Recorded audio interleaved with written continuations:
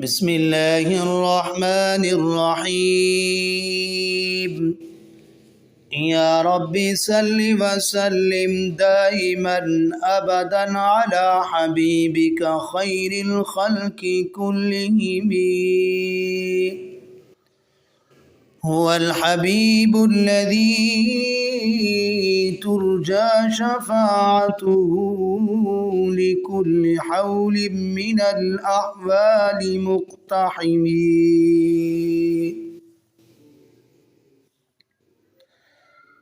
حاضرین و ناظرین، جیسا کہ آپ حضرات کو معلوم ہے کہ ہمارے دروس ماہ رمضان چل رہے ہیں۔ آج کا ہمارا درس، آج کا ہمارا سبق دعا، رمضان المبارک میں دعا کا اہتمام کیا جائے،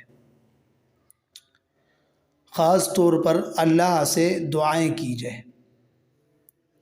دعا کا طریقہ کیا ہے، کن آداب کی رعایت کر کے ہم نے دعا کرنی ہے، کن آداب کی رعایت کر کے ہم نے دعا کرنی ہے، کن لوگوں کی دعا جلدی اور زیادہ قبول ہوتی ہے، اور دعا کے بارے میں اللہ کے پاک پیغمبر صلی اللہ علیہ وسلم کی کیا فضیلت اور کیا اہمیت بتائی گئی ہے۔ سب سے پہلے آپ سرکار دو عالم صلی اللہ علیہ وسلم کا فرمان دعا کے متعلق سنیے۔ ترمذی شریف کی روایت ہے، اللہ کے پاک پیغمبر صلی اللہ علیہ وسلم نے ارشاد فرمایا، الدعاء مخ العبادہ، دعا عبادت کا مغز ہے۔ میرے محترم بھائیو بزرگوں، ہر کام کو ایک طریقے سے کیا جاتا ہے، اگر اس طریقے سے کیا جائے تو وہ کام جلدی ہی کامیاب اور پورا ہو جاتا ہے۔ بعینہ دعا بھی اسی طریقے سے مانگی جائے جس طریقے سے فرمایا اللہ کے پاک پیغمبر صلی اللہ علیہ وسلم نے دعا کے متعلق آداب بتائے، ان آداب کی رعایت کی جائے۔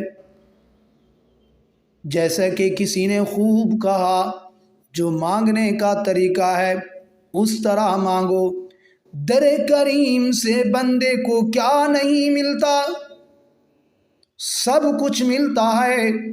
رمضان المبارک کا بہترین مہینہ ہے، لوٹ مار کا مہینہ ہے، مانگنے والا مہینہ ہے۔ اس لیے سرکار دو عالم صلی اللہ علیہ وسلم نے ارشاد فرمایا، جس شخص کے لیے دعا کے دروازے کھول دیے گئے ہیں ان کے لیے گویا رحمت کے دروازے کھول دیے گئے ہیں۔ جناب نبی کریم صلی اللہ علیہ وسلم نے فرمایا کہ آؤ میں تمہیں ایسی چیز بتا دوں جو تمہیں تمہارے دشمنوں سے بھی نجات دلائے اور تمہاری روزی بھی بڑھائے۔ وہ یہ ہے کہ تم رات دن میں جس وقت بھی یا جتنی بار مانگ سکو اللہ سے اپنی حاجتیں مانگو۔ اسألوا حوائجکم، اللہ سے اپنی حاجتیں مانگو۔ اس لیے میرے بھائیو بزرگوں، دعا کا پہلا ادب یہ ہے، جب بھی دعا کی جائے انسان کا کھانا اور پینا پاک ہو، حرام سے اپنے آپ کو بچائے۔ دوسرا دعا کا ادب یہ ہے، اخلاص کے ساتھ دعا کرنی ہے اور اللہ سے دعا کرنی ہے، گڑ گڑا کر دعا کرنی ہے۔ دل سے یہ سمجھنا ہے خدا تعالیٰ کہ کوئی ہمارا مقصد پورا نہیں کر سکتا، اللہ ہی ہماری دعاؤں کو قبول کرنے والا ہے، اللہ کے علاوہ کوئی ہماری اس دعا کا پورا نہیں کر سکتا۔ اور تیسرا ادب یہ ہے، دعا سے پہلے کوئی نیک کام کرنا، بوقت دعا اس طرح ذکر کرنا، اللہ میں نے آپ کی رضا کے لیے یہ نفل پڑھے، میں نے قرآن کی تلاوت کی، اللہ میں نے یہ صدقہ کیا، میں نے یہ خیرات کی، آپ اس برکت سے، اس کی برکت سے، اس نیک عمل کی برکت سے میرا یہ کام کر دیجئے۔ دعا کا چوتھا ادب یہ ہے کہ انسان جب اللہ سے دعا کرے، دعا کا چوتھا ادب یہ ہے انسان جب بھی دعا کرے اس کا دل پاک صاف ہو کر اللہ سے دعا کرے۔ پانچواں ادب یہ ہے کہ انسان جب بھی دعا کرے وضو کر کے دعا کرے۔ اور چھٹا ادب یہ ہے دعا کے وقت انسان قبلہ رخ ہو، قبلے کی طرف منہ ہو تو تب دعا کرے۔ اور ساتواں ادب یہ ہے انسان دو زانو ہو کر بیٹھے، جس طرح نماز کی حالت میں بیٹھتا ہے اس طرح بیٹھ کر اللہ سے دعا کرے، اور دعا کے اول اور آخر میں اللہ تعالیٰ کی حمد و ثنا بیان کرے۔ اسی طرح دعا کے فرمایا اول اور آخر میں سرکار دو عالم صلی اللہ علیہ وسلم پر درود بھیجے۔ دعا کے لیے دونوں ہاتھ پھیلائے، دعا ہاتھوں کو مونڈوں کے برابر رکھے، ادب اور تواضع کے ساتھ دعا کرے، اپنی محتاجی اور عاجزی کا ذکر کرے۔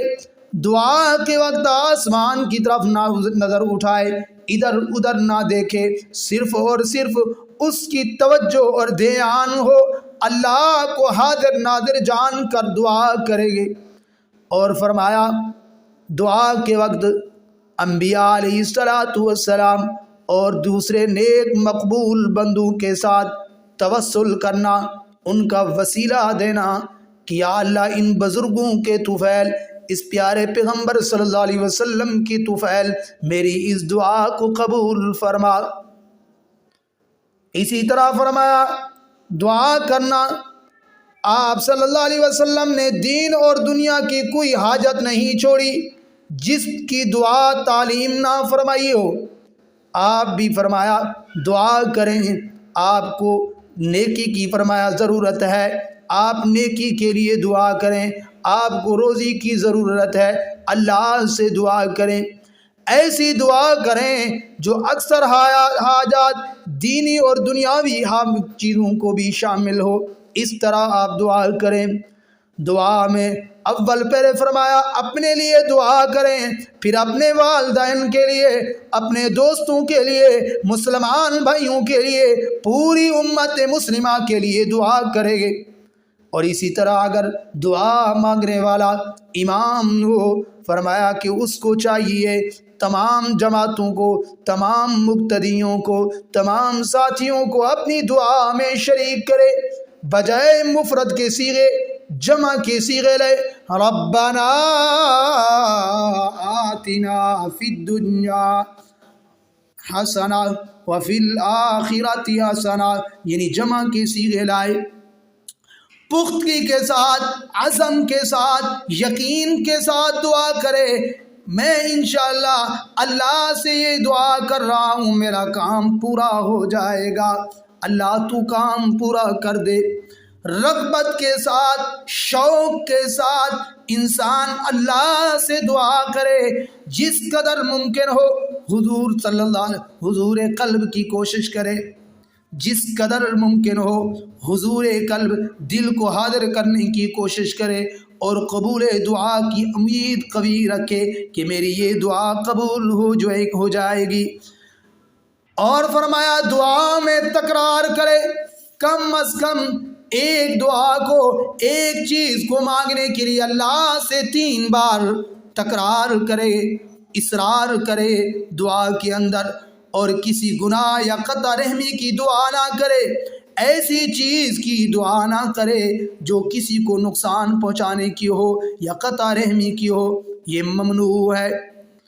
اللہ تعالیٰ کی رحمت کو صرف اپنے لیے مخصوص کرنے کی دعا نہ کرے، پوری امت کے لیے دعا کرے، اپنی سب حاجات اللہ تعالیٰ سے طلب کرے، مخلوق پر بھروسہ نہ کرے۔ اللہ سے مانگے، اللہ تو دینے والا ہے، تو سب کچھ کرنے والا ہے، اللہ میری اس حاجت کو قبول فرما۔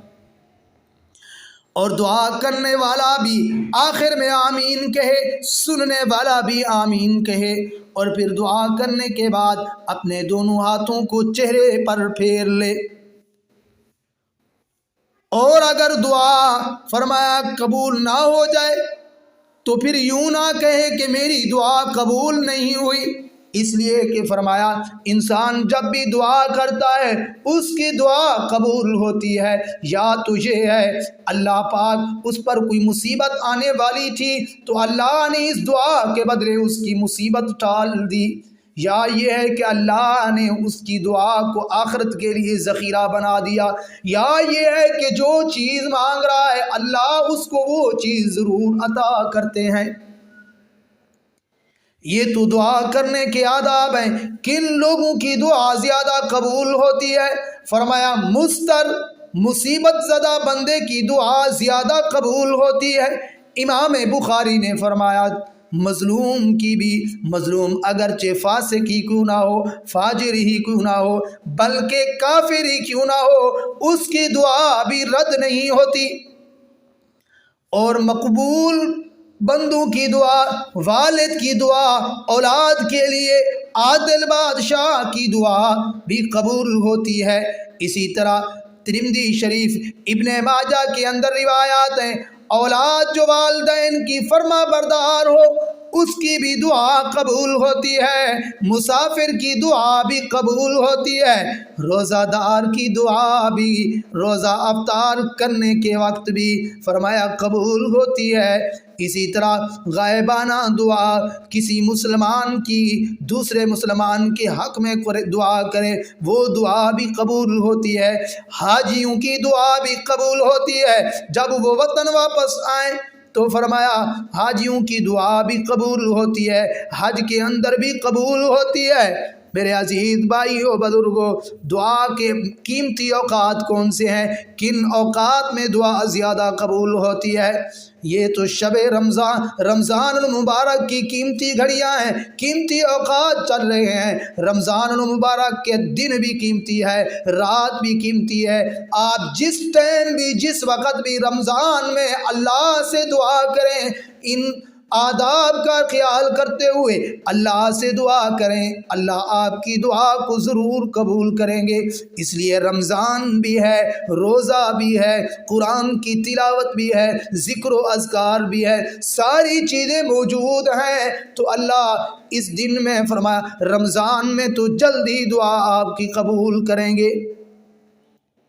میرے بھائیو بزرگوں، اس کے علاوہ کچھ اوقات رمضان کا آخری عشرہ طاق راتوں میں 21 کی رات، 23 کی رات، 25 کی رات، 27 کی رات، 29 کی رات یہ مقبول راتیں ہیں، اور شب جمعہ کی رات، جمعرات کی رات، فرمایا کہ یہ ساری راتیں مقبول ٹائم ہے۔ اور رات کا آخری حصہ یہ بھی بڑا قیمتی ہے۔ رمضان کا تو ویسے سارا دن ساری رات قیمتی ہے۔ اب ہمارے اندر کیا ہو گیا ہے؟ ہم دعا افطاری کے ٹائم کرتے ہیں، ہماری توجہ فروٹ کی طرف ہوتی ہے، ہماری توجہ پانی کی طرف، شربت کی طرف، دودھ کی طرف، کھانے کی طرف، پینے والی اشیاء کی طرف، کھانے والی اشیاء کی طرف ہوتی ہے۔ ہم ان لحاظ سے، ان آداب سے جب دعا کریں گے، ان آداب کا خیال کریں گے تو ضرور بھی ضرور ہماری دعا قبول ہو جائے گی۔ میرے بھائیو بزرگوں، ہم اپنی دعاؤں کا اہتمام کریں، روزہ بھی رکھ رہے ہیں، تہجد کی نماز بھی پڑھ رہے ہیں، لیکن اللہ سے اپنی حاجتیں مانگے۔ کیا مانگنی ہے؟ اللہ ہمیں جنت عطا فرما، اللہ ہمیں جہنم سے چھٹکارا عطا فرما، اللہ ہماری قبر کو جنت کا باغ بنانا، اللہ ہمارے اقربا رشتہ دار اگر دنیا سے رخصت ہو چکے ہیں اللہ ان کی مغفرت فرما۔ یعنی جو دعا بھی آپ جس کے بارے میں کریں اللہ ضرور قبول کرتے ہیں۔ تو میرے بھائیو بزرگوں، آپ نے ان چیزوں کا خیال کرنا ہے۔ انشاءاللہ جب آپ ان چیزوں کا خیال کریں گے اللہ آپ کی دعا کو قبول فرمائیں گے۔ اب تو آپ کو مانگنے کا ٹائم ہے، گڑ گڑانے کا ٹائم ہے۔ ویسے فرمایا سورج غروب ہونے تک، عصر کے بعد سورج غروب ہونے تک دعا کی قبولیت کا ٹائم ہے، لیکن اب تو رمضان المبارک ہے۔ سبحان اللہ، اس کا تو ایک ایک لمحہ بھی قیمتی ہے۔ آپ اللہ سے مانگیں، اپنی حوائج مانگیں، اپنی ضروریات اللہ کے سامنے رکھیں، انشاءاللہ اللہ آپ کی دعا کو قبول فرمائیں گے۔ اللہ تعالیٰ سے دعا ہے اللہ تعالیٰ مجھے بھی آپ حضرات کو بھی صحیح معنی دعا مانگنے کا، دعا کا طریقہ اور عاجزی، ان کی ساری دعا کے سارے آداب